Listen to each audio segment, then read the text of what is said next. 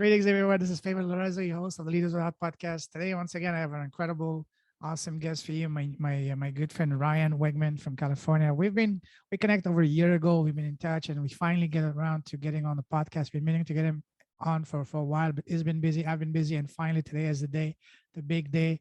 We're going to be talking to Mr. Ryan Wegman. So Ryan is doing a lot of good things. We just had an amazing about 20-minute chat just before going on about things in general. And just to summarize what Ryan is doing. So he's by day is a VP of operation for a busy e-commerce company.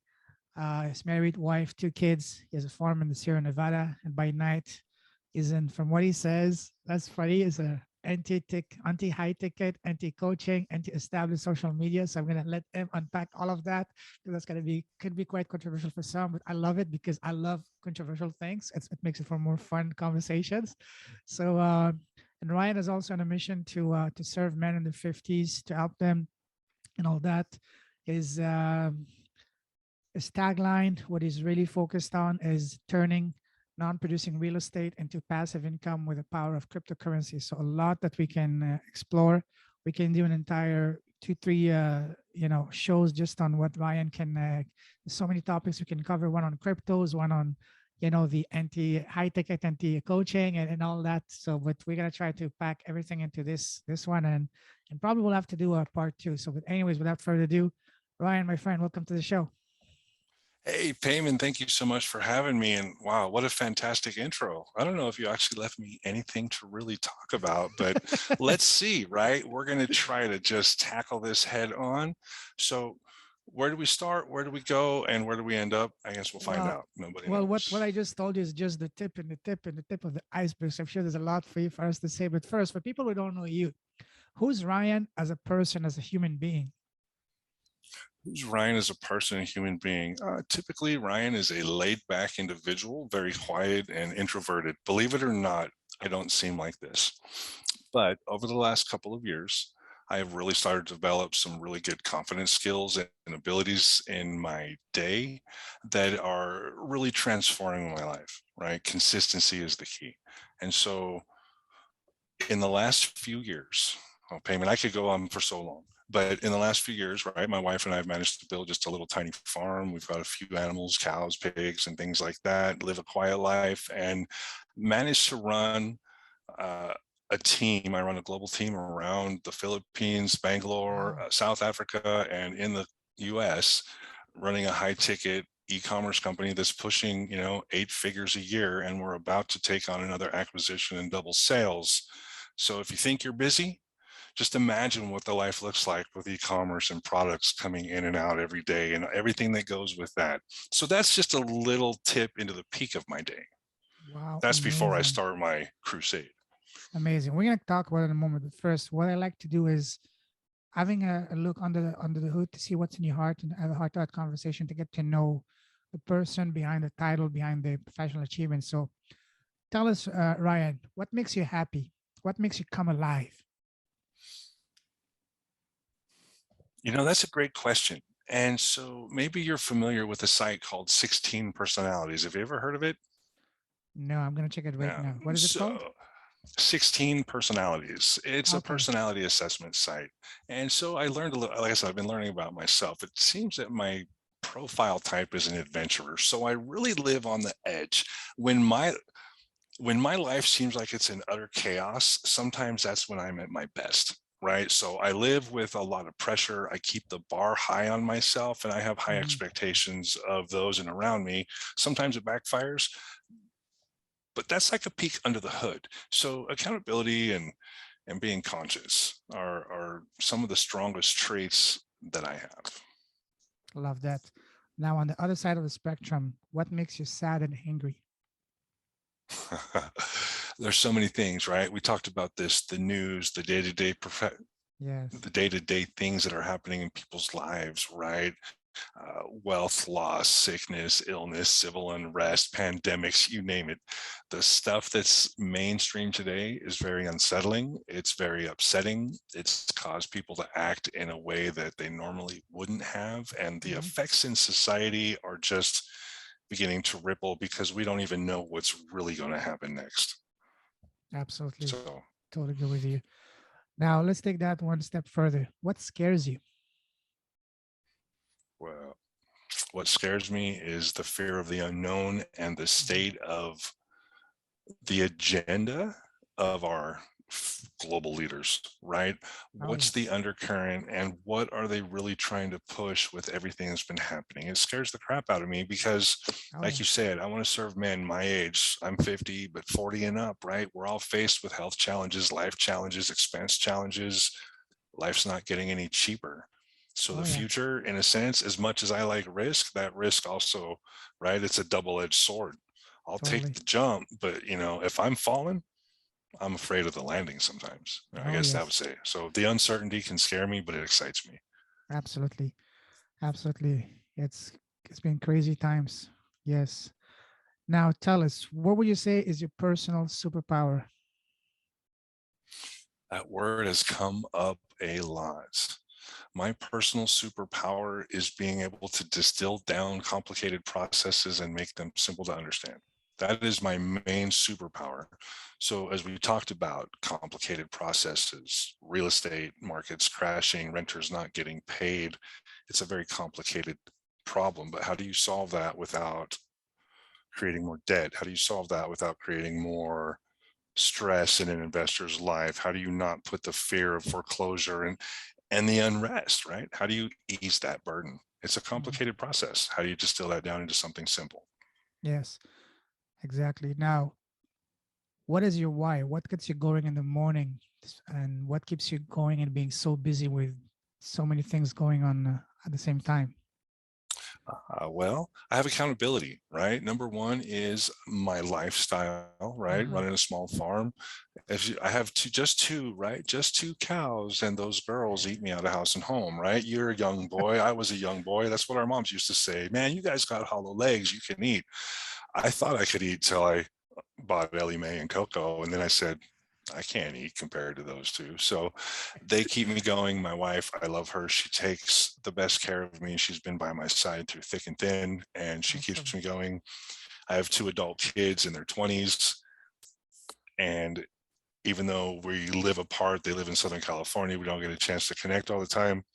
Their future, I, their Hmm. their lifestyle choices weren't always the best. We weren't either in the 20s. And so as a parent looking back at what I went through and wondering what they're about to go through, those are my three drivers. Accountability. They all relate to accountability. So that's what Amazing. keeps me up at night. That's what drives me during the day. And then also, my day job. I love, it's a rarity, but I love my job. We have an amazing team. And even though I'm pursuing other traits, right, they keep me going. So around the board, accountability. Awesome. Awesome. Now, let me take you on a trip. You like traveling, right? I do. It's been a while since I've done it. Actually, last September in 2020 was the last travel time. So Yes. take me I'm on a gonna trip. I'm gonna take a different type of trip, a trip down memory lane to where you're a young boy. You know, when we were Uh-oh. young kids, parents, teachers, family, friends, everybody asks us, "So Ryan, what do you want to become when you grow up?" What was your answer back then? When I was a kid, when I was young, I wanted to be a truck driver or an astronaut, right? Two extreme ends of Not a the pole. fireman? No, I didn't really want to run into fire. I wasn't falling for the girls like men in uniform stuff, man. These were men jobs. I was going to fly to the moon or I was going Oh to yeah. drive across the country. And so I actually did drive semi truck for about a year and a half. Wow. And my entrepreneurial venture, my first one, is the reason I wound up there because I made some hard choices and lost everything. So, what do? You got to start somewhere. Yeah. Had to build up Exactly. from losing everything, and the truck took my wife and I for a year and a half around the country. Get a lot of time to think that way. Beautiful. That must have been a good scenic journey, I guess, especially around the US. Beautiful. Yeah. We'll leave that with your listeners. It wasn't always that way, but there were moments. I know, I can imagine. That could be an entire show just by itself. Oh yeah. It's a grueling job for sure. Oh, I know. I know. I had a couple of my friends back then when I was working in oil fields a few years ago. They were truck drivers, and they would usually go for days and even a week. You wouldn't see them. Yeah, Oh yeah. I did Oh that yeah. 6 weeks at a time sometimes. Oh Gone. wow. Oh yeah. very stressful as well because you have tight deadlines and all that, I guess. Yeah. Yes, sir. Yes, sir. It doesn't Mhm. matter what you do. You're go, go, go. I guess that's my that should be my motto. Go, go, go. Yeah. That would make for a good podcast, like Chronicles from truck driving. That would make quite an interesting podcast, or at least a book. I think it would. I think it would. You can get some pretty colorful stories Oh on the yes, road. oh yes. I don't know if there is a truck driver right now, just while he's driving, just turn on his mic and just talk about what's on his mind and sharing some of the story. That would be an amazing podcast. I would follow that in a heartbeat because these guys have some of the most amazing stories. From what I remember from my two buddies with truck drivers, amazing Right. stories. They did, right? The old school truck drivers, they had some great stories back in the day. It's a little different culture today, but it could be fun, right? I Oh think it yeah, could be fun. oh yeah. Now, still staying at when you were a young boy, what was your Okay. favorite subject in school? I actually excelled at math. Oh wow, Math was one of my favorite subjects. English was not. you didn't like reading and writing? I used to like to read, writing, not so much, but as an adult, writing's my therapy. It's my jam. Of It's course, yeah. it's just a weird contrast, right? That's how we met. I was writing stories and content. That's how Oh we met. yes, oh yes. Wow. Now, what was the subject that? So you mentioned that. All right, let me just one sec. Oh, okay, that's interesting. That's amazing. Thank you. Now, when so tell us about what was your very first job? My very first job Yeah. as an adult, well, as a young boy with a paycheck, it Yeah, was, the first job you got, the first time you got paid doing something for someone, what was it? oh man, I was about 7 or 8 years old doing landscaping, right? Wow. Pulling weeds for one of my dad's neighbors or friends. Wow. So that was it. But I really wasn't an entrepreneur. I had made an allowance and stuff, but pulling weeds was not cool because at home I had to mow the lawn and I didn't get paid. Right? It was So a you were different not, story at home. so you were not the kind of guy that at 5 you had your own lemonade stand and all that. I did not, right? I was a boy. I rode my bike. We did a lot of dirt bike, not motorcycle, but BMX style riding and jumping and freestyle. And I like to play with my friends. Entrepreneurism and success and that that was not on my radar. I was full on just let me be a kid because my home life wasn't great. I Mhm. had, I mean, I grew up. How can I short circuit this? I grew up with a mom that had 4 marriages by the time I was 25. So you can imagine there's a lot of Oh turbulence that yes. happens in that Mhm. environment. Periods of separation, periods of divorce, periods of depression, periods of all that stuff that happens. So for me, play was the outlet. My friends were the outlet, and I focused on that. I guess it was my way of coping back then. How about sports? Were you into sports growing up as a teen and beyond, and as a kid? No, I mean, I played basketball in junior high school until I broke my toe. And then I actually got benched by the coach because the doctor, my toe wasn't healing because I kept playing even with the broken toe and they made me sit out. Wow. But I used to run some for gym class, Mhm. but as like everyday fitness and exercise, like I'm telling you, man, I am not that high performance guy. I like to chill. I'm kind of low key, right? I was a video gamer or it was my bike. My fitness really has been the bicycle because I like the freedom. And as an adult, motorcycles until I wrecked a couple times. My wife said, you can't ride anymore. So we'll leave safety at heart. But I was young and I was an adventure seeker. And I wish I could have known that back then. Maybe I wouldn't have hurt myself as many times. But that's me in a nutshell, is always on the edge, right? As a kid, and I think that develops from, I don't want to say instability, even though we had that, but it just develops from really, I Mhm. formalized my own way of life because I had parents that didn't get along. So one worked days, one worked nights. Ryan was alone. And Okay. the entrepreneurism and all that drive did not come until I was a father in my 20s. What was your first business? I started my first adventure trying to, and blogging really is where I came into internet marketing and affiliate marketing. And I've been around the internet. I think I got Introduced to computers back in 1996. My introduction was in a data acquisition lab for a manufacturing company that made lithium ion batteries. Before that, I'd never touched a keyboard in my life, really, except I think my mom took me to her work as a kid once in a while. But, from there, I learned about physics. I worked with chemists and engineers, and slowly curiosity began. And then off into this entrepreneurial realm. And well, like you said, that's a discussion for another time, because that last 20 years has been ups and downs and lefts and rights. But we're here today. We're back at it again. Sure. Now, I'm sure you heard the saying that says, change your story, change your mind. And by story, I mean what we keep on telling ourselves on a daily basis. So when you're Ryan, you had to change your story to either change your life or bring your life to where you want it to be.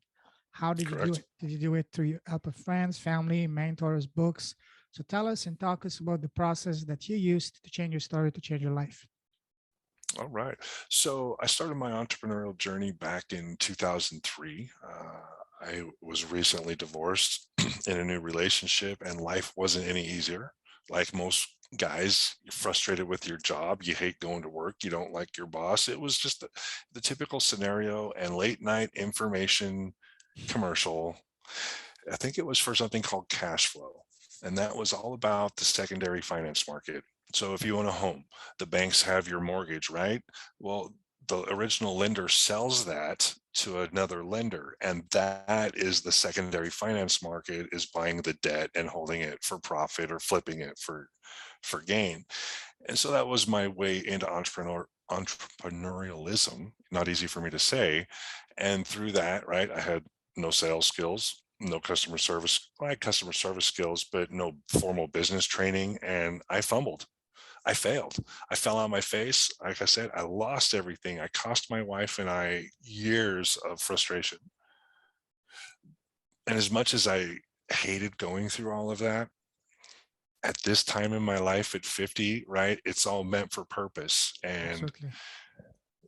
we'll get to that, but that was it. It was an infomercial and a thought of, hey, I need something more. My life is complicated. I have two young kids. I'm just divorced. My new relationship, I love my wife, but how do I support all this? I don't, right? I had literally lost everything. We wound up living on the street when I took this venture. I Wow. lost my house that I just bought, everything we had in storage. And that's how the truck driving came to be. Because out of desperation, the last two things I had was a brand new boat and a truck. The truck got repoed. I traded the boat for 6 months rent. And right, but it's drive. It's I guess it's that burning desire. Mhm. The TV commercial was the spark, but the desire is always there to live on the edge. And when you finally figure it out, well, it's the adventure we go through in life. But what's kept me going is mentors more than anything. There have been very few that have taken chances on me, and the rewards have been immense for both them and for myself.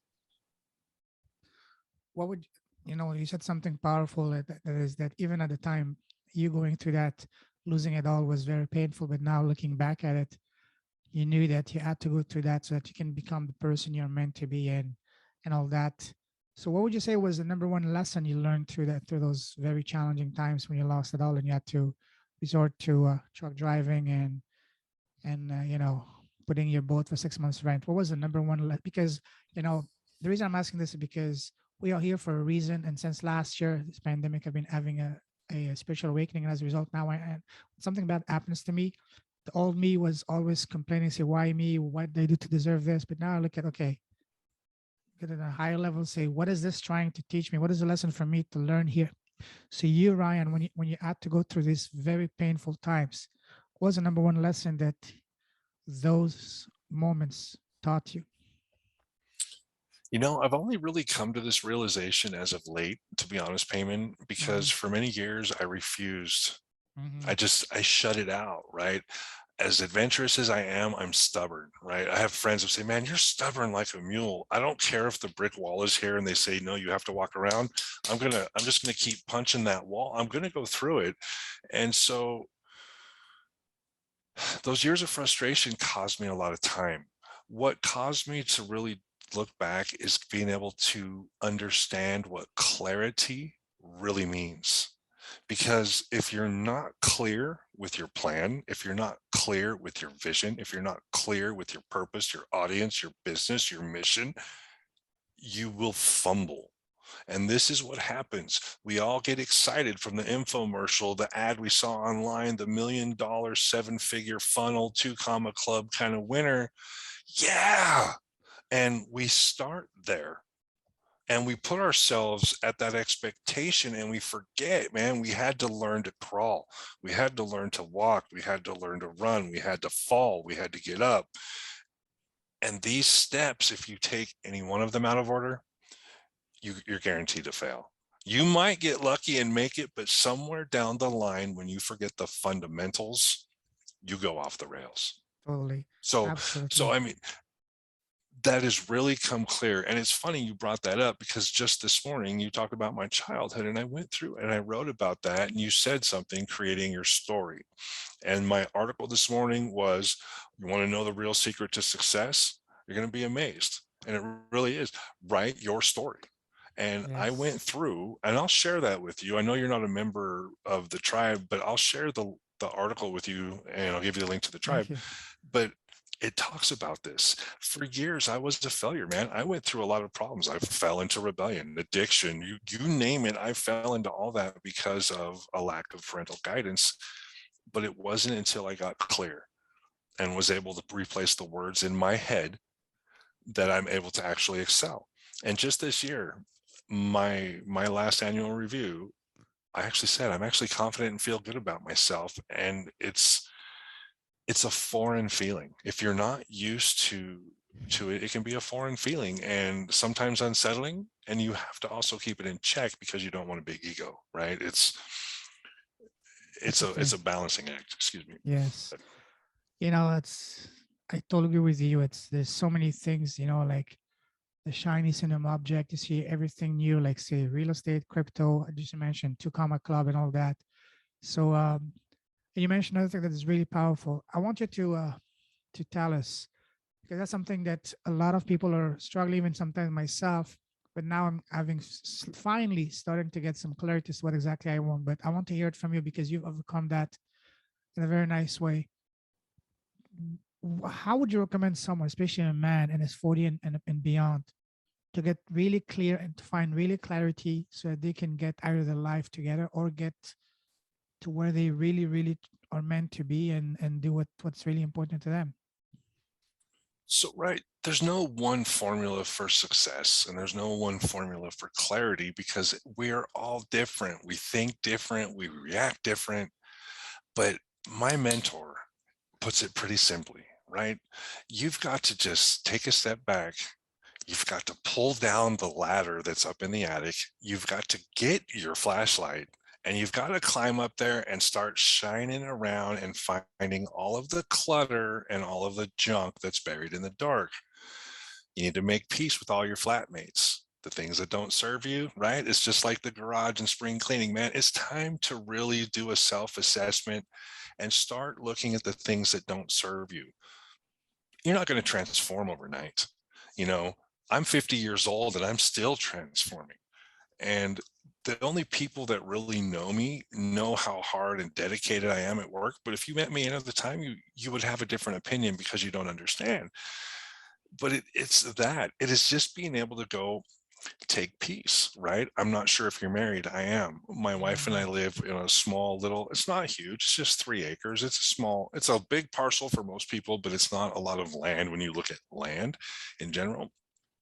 But when you live remote and it's just the two of you, and it's kind of routine every day, right? We're all in this pandemic mentality, routine, especially those of us that were forced remote.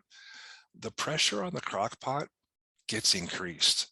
Sure. And sometimes things have to blow. And that stuff that's been bubbling and bugging you for a long time, and maybe you've dealt with it in the past, but you didn't really deal with it, it keeps coming up because it needs to be dealt with. And those hard conversations, they need to be had, whether it's with yourself or if you need professional guidance, you need to Mhm. have them. Friends, support groups. It was said to me the other day that, right, if you're a marketer, a network marketer, we talked about this, the money's not in your warm list. Well, your support's not always in your warm list either. I mean, you have friends and family for a reason, but they're not always the most supportive, even scripturally, right? When Jesus went back home, he didn't get any credit in his hometown. He got Yes, none, right? They laughed at him, they mocked him, he had to move on. So don't be afraid to go outside of your comfort zone. That's the other part of it, because you don't get clear until you realize what you're capable of, and you don't realize what you're capable of until you clear out the crap that's in your head that's blocking you from your potential. So don't be afraid to go. It's hard. Sometimes it is going to cost you to get depressed. You might cry, you might get angry, you might go, why? I don't understand. But you have to work it out. Otherwise, you will never break through. that is very true. So nothing, just like you said, nobody's gonna walk it for you. You have to do the walk yourself. You have to do cleaning, both physically and metaphysically yourself. Absolutely, That's absolutely. right. We can give you all the tools in the world, but until you sit down and read it, just like all those books on your shelf, they could sit there and collect dust. They do you Oh no yeah, good until you find out the value that's inside. not just reading them, but actually implementing them. That's what's really One step further. absolutely. That's right. Yeah, wow, amazing. Now let's move forward and talk about your business. So you said you have a by daytime you're VP of operation for a large eight-figure e-commerce company, and then by night you're an anti-establishment, anti-coaching, and all that. So tell us about that. All right, all right, all right. So, in light of all that, that is really just a jab at everything that I see personally on social media. Every ad, every news feed on my Facebook, because of the groups I've been in, are nothing but coaches and Yeah, high ticket offers and solutions, and they all want 4, 5, maybe even 6 figures. And that's great that everybody wants to be a high ticket coach, but that really leaves a lot of people that are building high ticket coaching businesses that have zero experience, like I mentioned earlier, with business. It yes. makes me wonder of the credibility. Now, if you're a skilled coach or something like that, that's one thing. But I go to these groups, hey, I just did my first $10,000 offer. I just did mine. And I'm like, really? Your Facebook profile? I don't know you. I'm not going to meet somebody and spend $10,000 from Facebook. I'm just not. No, If you want me to exactly. spend 10 grand with you, then we're going to be friends. Oh So yeah. I have a friend who pushes the free line. He puts his entire business model out for free. And the catch is you really have to go through the information to get it. If you want to get in his world, you've got to climb the ladder to be able to first get inside, right? And so I'm of the same mindset. I don't want a million person list that I've got to pay huge fees for that doesn't respond, Thank you. right? Yes. Right. So it's getting clear on what you want. It's getting clear on what you need, and it's getting clear on where you want to go. I mean, that's what all that internal assessment does.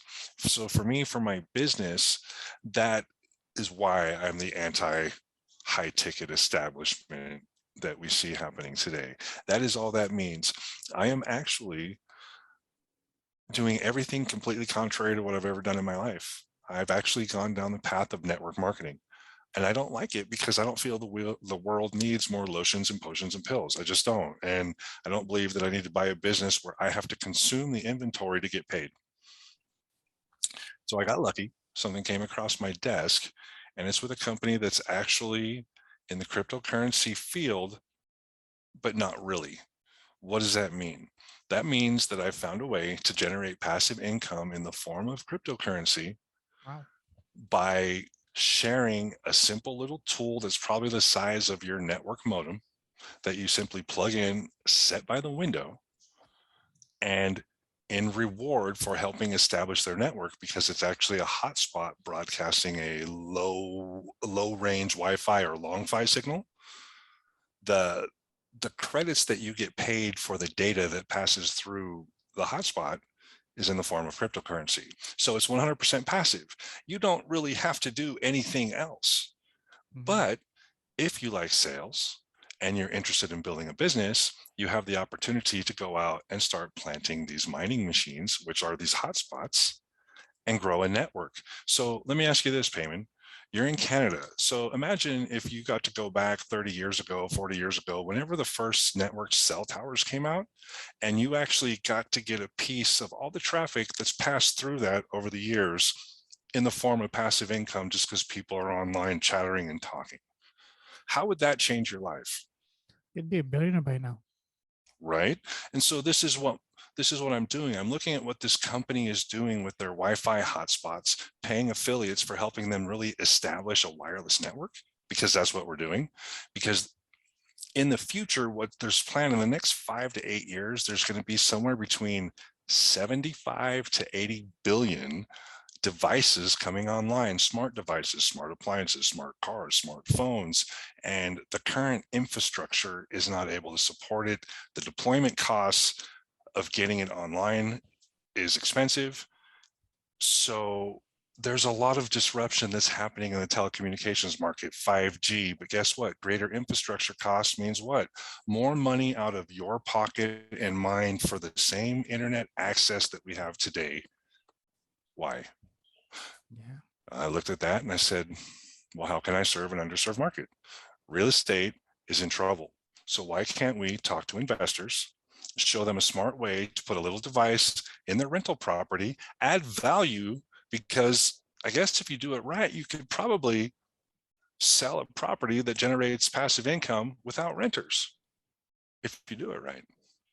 Or you rent it out and you're still earning passive income while you're buying your rental properties. You're just continuing to build the network, right? It's a passive income stream for investors. It's a passive business model for marketers. And you don't have to get crazy with buy-in funnels and autoresponder software and building a website and doing all of the complicated processes that every single person coming into the online market has to do. You can do all that if you want to go that far. But let's take it one step further. What if we did that for you? What if we took and developed a team and a company that took not just one affiliate opportunity, but built a powerhouse publishing system behind it that became an online portal for affiliate revenue and a revenue share? That's my future model, is to really build a team and an agency that serves affiliates and the investors that are participating. Kind of convoluted plan, but it makes sense up here, right? It's powerful. I really like the sound of it. So tell us more about these devices. So how much they cost, what's the return on investment on those, and how soon can someone expect to see some return on those? So that's a good question. How much do they cost? You're not actually buying a machine. There's one of two ways. You can either lease or place a deposit. And what that's doing is that's locking your place in line. The company is new, literally just the last 9 months. They have been putting together venture capital partners, supply chain, and manufacturing partners. So they've managed to put together over 9 figures in funding, VC and angel funding. Wow. The company I'm representing came in as a marketing arm out of some very powerful affiliate marketers that you and I know. And what the machines are is they are, like I said, they're little mining machines that run on a network called Helium. Helium is a network that focuses on the long fi or lower RAN network. It's built on the blockchain. So what's happening is the marketing arm that I'm talking about is promoting the machines. And then, oh, I lost my train of thought. We're promoting the machines in a sense. And when you have the hotspot in your house, it's literally just broadcasting that Wi-Fi network, which is the low range network that enables all these devices to actually connect to the internet. Wow. So as the network builds, the machines, they're able to, payment is so new, I don't have it all, but if it makes sense, when the machines connect to the network, you're able to earn passive income through the connected machines as well. That's very intriguing. Wow. Okay. And deployment for us, I am a number 78 on the deployment list. My machine ships in January. So how long is the waiting list before you get it? For example, let's say someone were to sign up, say today or next week, for example. So let me see. Last night I sat on a live training webinar that they went through a sign up process. I want to say the queue was right around number 2,400 and something. There are 600,000 units scheduled to deploy between January and July. So early on the list, they'll have about 10,000 in January and then 20,000 in February, and it ramps up from there. Is this open only to people in the US or Canada or worldwide? We are working on a global network. There's still countries that we can't deploy in at the moment, but the business licenses and country licenses are all being taken care of. But if you live in those countries, you can still go out and start planning your network. So someone in Canada and Australia, they're good to go. Correct. And it doesn't cost anything to see if it's available to set up a hotspot in your house. We send you really a free virtual mining assessment. It'll tell you the potential that you could make if you locked in a hotspot. Payment, if you're interested, I just need to get a little information from you after the show. I'll send you one, you take a look, and we can talk about it later. Okay, sounds good. Yeah. So that way you can talk to your listeners if you'd like to share. I'm always interested in finding out more about new exciting things. So especially now what's going on with cryptos and all that, even though I don't understand much about cryptos because I prefer to focus on what I can understand and control. It's like I told you before going live, I'd rather focus on things I can control and understand. So, but I always want to keep an open mind. So yeah, I'm interested to look at the information. Yeah. Yeah, absolutely. I mean, cryptocurrencies like the internet was back in 1999, digital Mhm. marketing in the early 2000s, right? Late 99s. It's the Wild West. There's changes coming, but for those that are first adopters, right? There's a potential to be a first mover. I jumped on this only because I saw it's a brand new company. They're well funded, and I went through and they vetted a 7-hour event. I showed everything behind the scenes. Yeah. You and I had this talk years ago. I'm not comfortable pushing BS affiliate programs. I'm Sure. not. And even though I don't follow cryptos on a daily basis. One thing I do know for a fact that if I had put some money in, say, Bitcoin back in 2012, 13, things would have been completely different by now. Even Ethereum, even a year ago, summer of 2020, where it was like what, $200, $300, like a Yeah, 10x, 20x would have been different 10x. story. I didn't start buying till this year when it was around 35,000, but it's still at Pretty good. 63, Yeah. and there's a lot of cool stuff behind it. We'll get into Mhm. that some other time. I know Oh we yeah. have so much to cover. Oh yeah. Oh yeah. Now let's move on because we can keep on talking about this for hours, and I love talking to you. You have so much information, such a wealth of knowledge, and all that. But let's move forward now. So you mentioned about your business, what you do now, and all that. Tell us about. You mentioned you're helping men in their 50s. Tell us more about what you're doing towards helping the men in the 50s, and what way are you helping those men? Uh, so it all boils back to finances, right? Mhm. We talked earlier on about creating our story and getting clear. And there's a lot of men that are approaching retirement age. Maybe they have good executive jobs. But when you look at the end of the day, even if you have more money in month, there is not enough to cover the rising healthcare costs. There's not Mhm. necessarily enough to cover, you know, increased costs of living because, right, let's face it, with the supply chain in our current global situation, everything is getting more expensive, everything is becoming more rare, Mhm. and if you're not prepared for what's coming, you're going to get squashed by the tidal wave of change and it'll be too late. Oh yeah. I've lived through it. I lost everything once. I don't want to miss out again. Absolutely. I've So been there too. how do I help them? I mean, basically, it's all about the business opportunity, teaching them all about getting right and clear in their minds. And then through that, just talking very general. Let's talk basic wealth creation, relationships with money, how to protect your investments and earn passive income without going crazy in the process. Digital marketing is a great adventure, but it's not for everybody.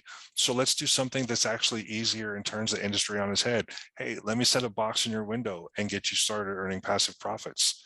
And then we can talk about, right, when we alleviate those pressures, because there's a lot of pressure in life with finances and people.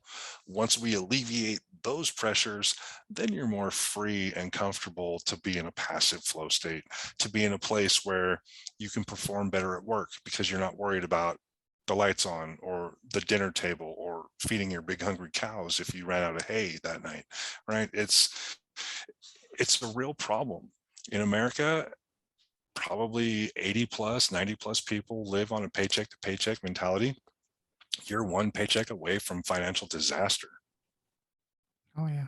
That's probably that's even worse in the rest of the world. Absolutely, absolutely. You're right. I mean, I'm fortunate to be in the top 1% globally speaking, but even in the top 1% globally speaking, I'm still at the bottom percent in this country as far as comfortability and security goes. I mean, I have a great job, but I don't know what tomorrow holds. What happens if our supplier dries up, right? There's real crisis with supply chains in China with power Oh, outages and blackouts, and oh yeah. You know, men need to get smart. Men need to wake up. Today, men aren't man payment. Men are acting like women and doing things that are just thank you for saying insane. that. Thank you, thank you. Absolutely, absolutely. That's completely.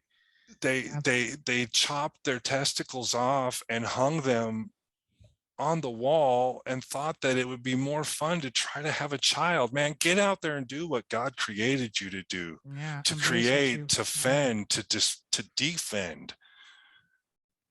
protect your like, family, protect just yourself. just like they say in a pejorative way these days, just to make fun of a man, but in this way, it actually to follow it at the heart. Be a man, not just to settle, but be a real man, as what a real man is supposed to be, is supposed to do, not the definition of what they pretend you to be as. But when they say be a man, I totally agree with that. Yeah, Yes. yeah. You don't have to be a big burly macho man. No. I mean, but be a man. Stand up for your family. Stand up for yourself. You know, Totally. the world is in a crazy place, right? And people are living in a fantasy world. Facebook, social media has created this dopamine addicted society. Kids are killing. I just saw kids are committing suicide at 5 years old. Payman, we have a Oh problem. no. Let's go back to the parents. Let's go back to our roots. I grew up with dysfunction, right? We Yeah. said that. I have a dysfunctional relationship with my kids, but I guarantee you before I die, that will be patched. I guarantee you before I die, my legacy will still be different than what it is today Yeah. because I'm clear on what I want. And that's what I want for men. I want men to be clear, intentful, with purpose.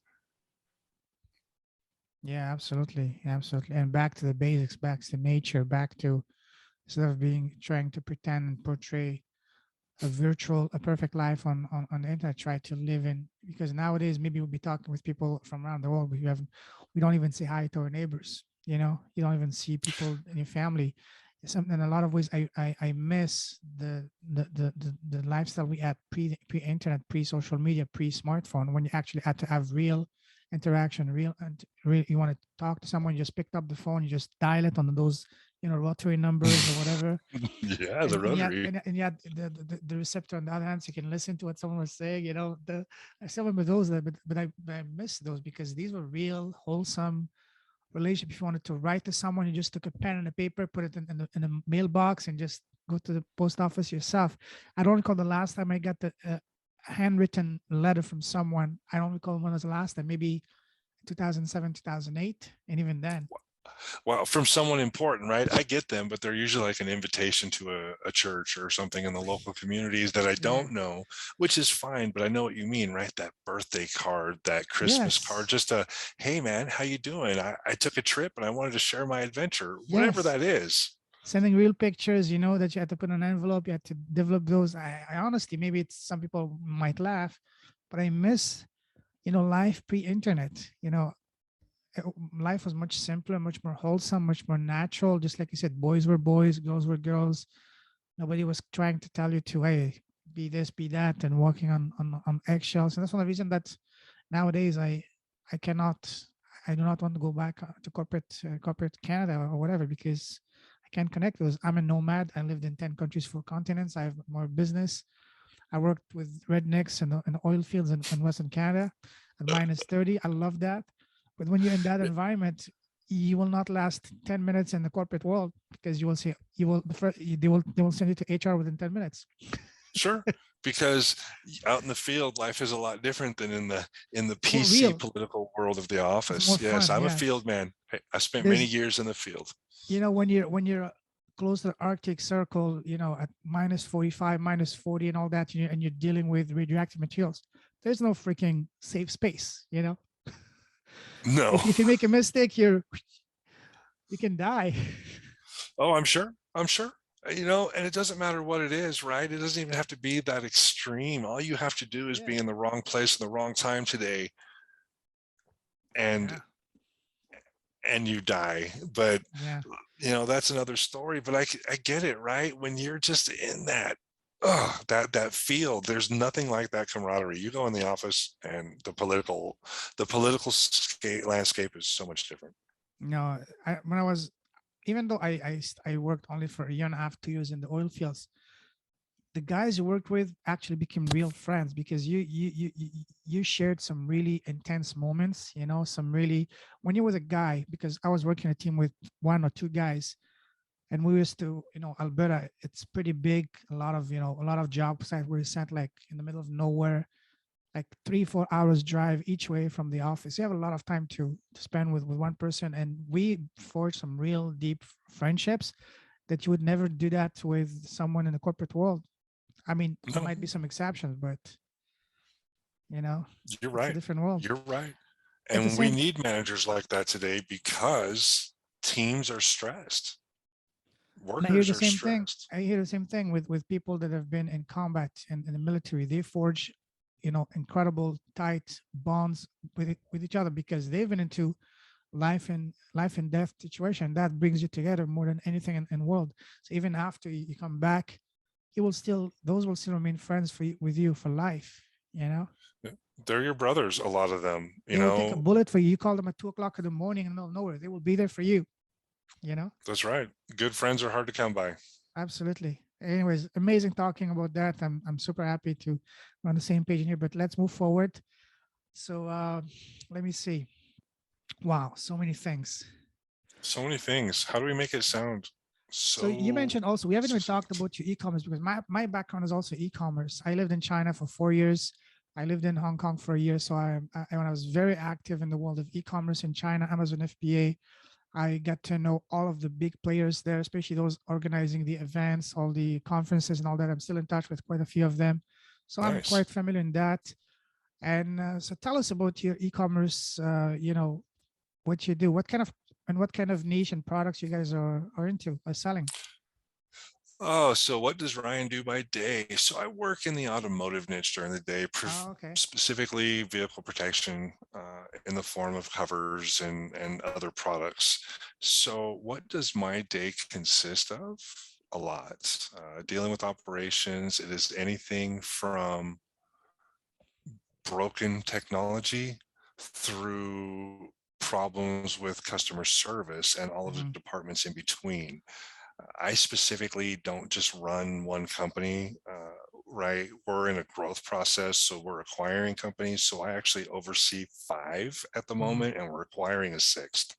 So my operations department is wide because it covers FBA, it covers FBM, it covers Walmart sales, it covers our e-commerce sales, it covers new acquisitions that we're buying and how to incorporate all of that into my day. And currently, I'm actually more focused on data administration because I have had a problem for 2 years that I've been working to solve, and we're almost near the solution. And once that's done, the ability to managing inventory on Amazon is important.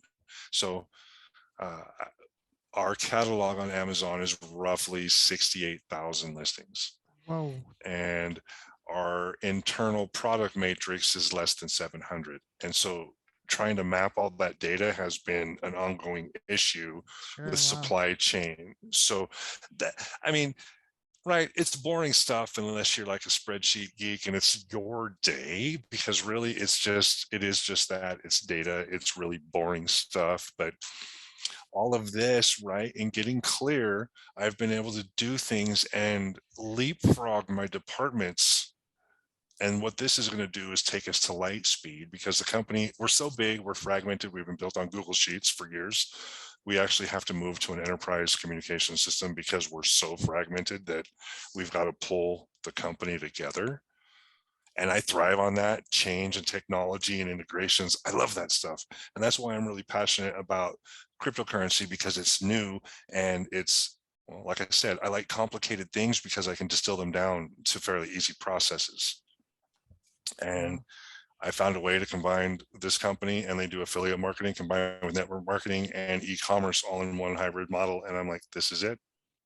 And I'm going to plus it in a couple more ways to make sure that the company I build and the teams that I build with it, they're well funded, meaning they don't just have to go depend on their direct sales. I want to create environments where they can come and co-op and advertise and grow, because I get teams and growth payment. This was getting clear. The last 2 years of all these little processes and data work has led me to structure teams. So ultimately my superpower is processes and complicated, right? Distilling them down to an efficient process. That's amazing. Wow. For your That was weird. I products, lit up on boring spreadsheet work. What is that? yeah, that definitely is a superpower because I could not stand in front of a spreadsheet for more than 5 minutes, you know. I spend all day, like literally sometimes all day, between spreadsheets and Slack, if you're familiar with the tool Oh Slack. yes, oh yes, oh yes. Kudos for you for that because that's not easy, man. I That's up average, to you. I look at KPIs, right? We have sales managers and floor managers, and I'm the highest Slack producer in is right with the metrics. I run double to triple of it, Slack messages compared to the rest of our team. Wow. Talking You have everything thousands of down to a messages a system month. and processes and SOPs and all that. Wow, that's amazing. That's a It takes very, time. very, very valuable skill. Absolutely. Wow. It is, but I'm telling you, right? I'm 50. I want my life to be a little more simple. The growth and the acquisitions is great, but at the end of the day, it's not my company. I will Sure. do everything I can to make sure we hit 100,000 annually, 200,000 annually while I'm here. But in my personal life, I don't need that. I would Mhm. love to boil it down to, hey, you want to learn how to make some passive income? All I got to do is put this on your wall. Oh, Follow your you want to share heart. it with your Yeah. friend? Hmm. It's easy. It's not a difficult task. I like talking to Wow. people. This will get me social again. And I can leave the complications of my busy day life behind and not get up at 4 a.m. every day. Wow. That is indeed wow, rock and roll. Wow. Awesome. Wow. Listen, Ryan, we can talk for hours and hours. There's so many other questions I want to ask you, but let's wrap things up now. All Now, right. the theme of this podcast is cause. What would you say is a cause that is dear to your heart? You know what is it cause that is dear to my heart is something that I've suffered with all my life. And Hmm. it's really personal relationships, personal wellness and health. Hmm. My wife is a diabetic. I've almost lost her a couple of times. My son is an asthmatic. I almost lost him at birth. My daughter unfortunately went through miscarriage, right? People have problems in life. Self-care today, this wasn't a concern 2 years ago for me. If you knew about me in the past, payment, I'm bullheaded and health doesn't matter. But I'm 50, I have to make changes. And so underlying to me is I want to do something that can build healthy families, learning about personal finance, learning about personal responsibility will bring families back together like the world you and I grew up in when families were close and they worked together. I'm not saying they don't exist, but it's less common maybe here in North America than other countries, especially here in the United States. Dysfunction, as I tell people, my family, we put the fun in dysfunction. I want to put the Yeah. fun back in family. Yeah. To experience that, you have to go either in the small towns and villages or go to more laid back, so called third world countries. And that's why I love living in those places because life is so much more genuine and wholesome and more down to earth, less, Life is valuable, right? I'm less in stressful. California. I'm in a small town of the census shows less than 3,000 people. Wow. And my next door neighbors, you brought it up, neighbors don't talk. I've been here 5 years this year, and my wife and I have had issues with our neighbors for probably 4 out of 5. We just, in the last 3 months, finally broke through and just started talking to our neighbors again. But even in small towns, right? Rural America, Wow. everybody's stressed. It's everywhere, payment. Yes. Let's think of the times. Yes. Yes. Wow. Now let's talk about advices. What would you say has been so far the best piece of advice you've received? So much advice, right? Good advice is easy to take and hard to follow. Don't be afraid to be yourself, Yes. and don't be afraid to fail. Oh, yes. right? When it comes to sales, right? Go for no. Don't be afraid to fail. When it comes in life, when your boss tells you you can't, do it anyway and get in trouble for it. Hey, I don't advise anybody getting in trouble, but that's kind of my attitude. I came into this company when they hired me. I was at some of the worst times in my life, but I took an attitude of ownership and I did stuff that should have gotten me fired, but it got me promoted to vice president because I took initiative, right? So don't be afraid to make mistakes. Maybe in a more corporate environment, don't be as liberal as I was, but we were a small company doing just 7 figures when I started. Now we're, you know, us two here, we're funded with capital partners and management teams and all that. So it's been exciting. And now I'm on a new adventure, but don't be afraid to fail. Hey, if I Mm, fall flat on my face with this venture, so what? I've been there before, but at least I tried. totally. What would you say has been the worst piece of advice you received so far? You want to know the worst? Fake it till you make it. It's it's bull. Okay. Absolutely. I did. I bought the Armani jacket. I bought the expensive suit. I went to conferences and spent thousands. Took my wife a week like I was some big dog and spent 5 or 6 thousand on a vacation we didn't have. I wound up homeless. I went to seminars, and in the back room of the seminar, the Oh, person yes. selling the multi-thousand-dollar high ticket offer, the lady said, "But what about my house?" He told her, "Well, if you lose it, you lose it." At that What? point, my wife and I lost all faith in every guru out there, Oh, yeah. because They're at all for that point, themselves. Yeah. he said, "Well, if you lose it, you lose it. Take it or don't take it. I don't care." And I was like, "What?" If you're going to come and work with me, or you're going to work with someone else, you better make sure that you guys can work together and that they have integrity and they have value. That's all. I mean, that's what's lost in the world today, Payman, right? This is leaders with a heart. It's not just heart, it's values, it's morals, it's Totally. ethics, it's integrity, it's character. Absolutely. I couldn't agree more with you on that. That reminds me of one time, one of the clips, one of the so-called self-proclaimed billionaire guru, Grant Cardone. I used to like him, but now I lost everything. I mean, especially after his fiasco when he went with Jordan Belfort on the Wolf of Wall Street. Did you watch that episode? He couldn't answer a simple question. And so anyway, so that reminded me one time he was with another billionaire, and someone asked him, "What if I'm down to my last $1,000 and you're selling a $1,000 course? Should I spend it to buy your course?" I mean, anyone with any sense would say no. Use that to for your family, for your thing, and say, "Yeah, absolutely. You need to buy my course." I mean, when I heard that, I said, "Wow, this guy doesn't care about anyone else. It's just about his own, greed and whatnot." So And that's it. yeah, Don't be afraid to fail. Put your best self out there. And if they laugh, they laugh. You're yeah, just not talking to the right people yet, because someone's going to listen to you. Someone's going to understand you. Someone's yeah, going to accept you. And someone is going to say, "I'm going to take a chance on that person." It yeah. happened to me. It's happened more Yes. than once. Oh I yeah. know for a fact I'm a living testimonial.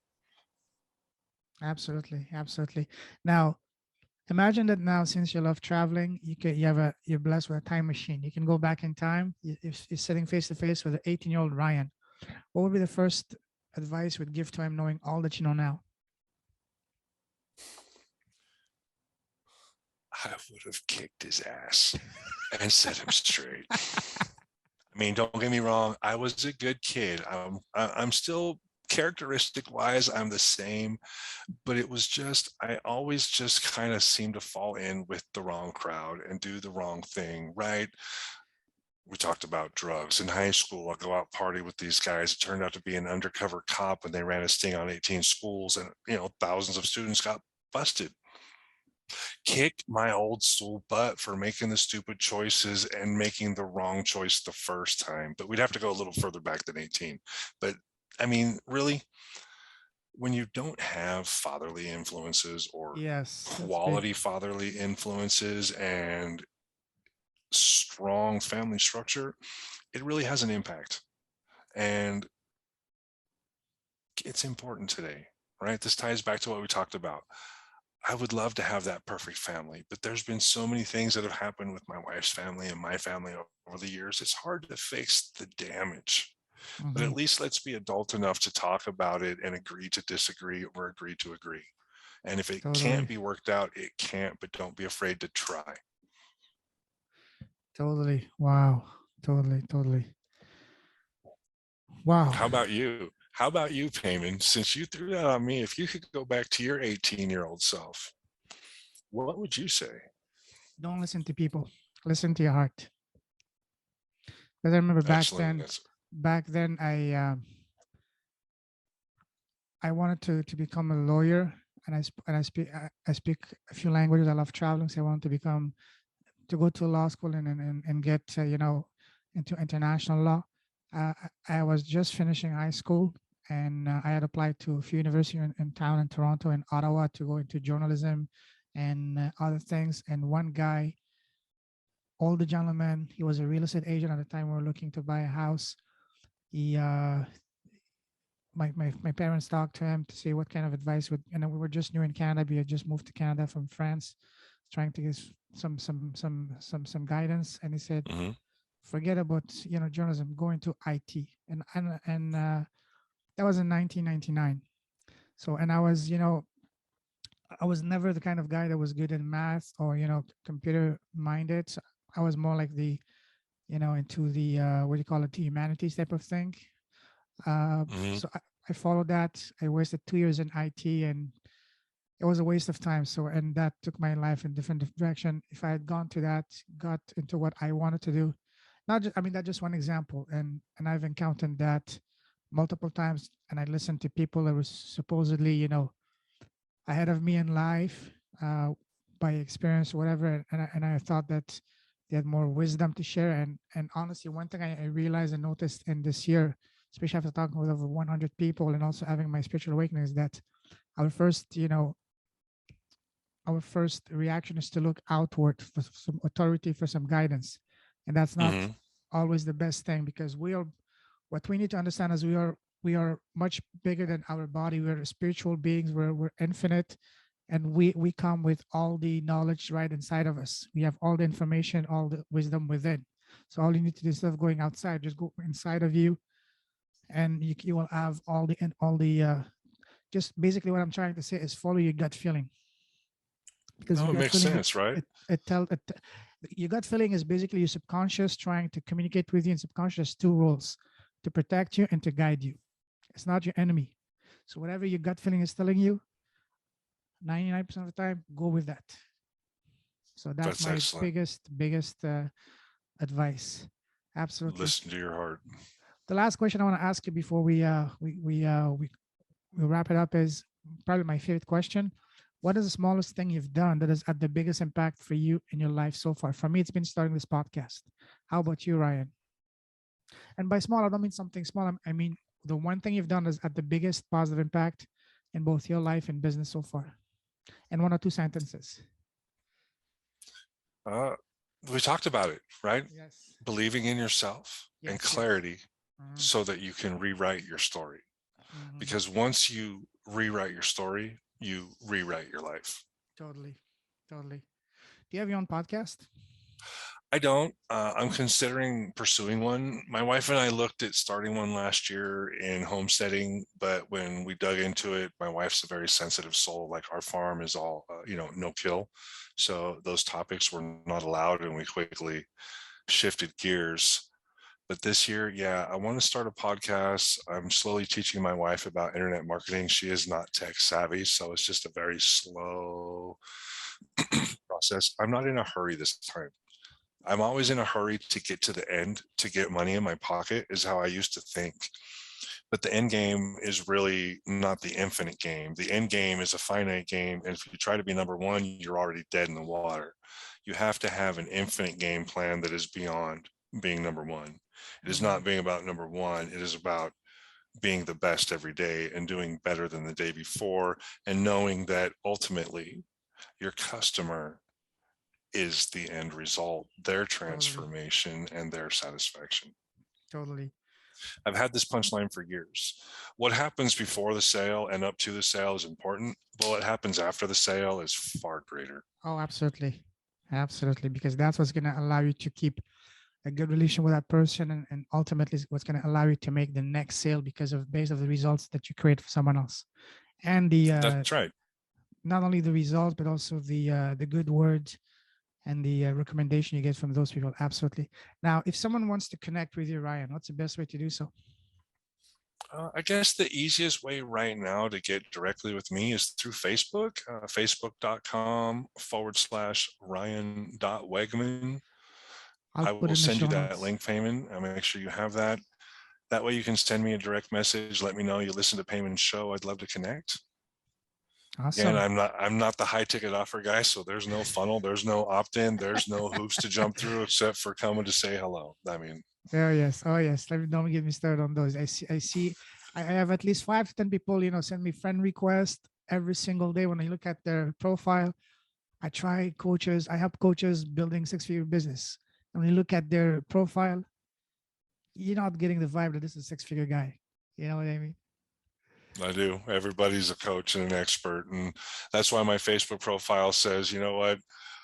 Don't do what's easy, do what's right. Absolutely, absolutely.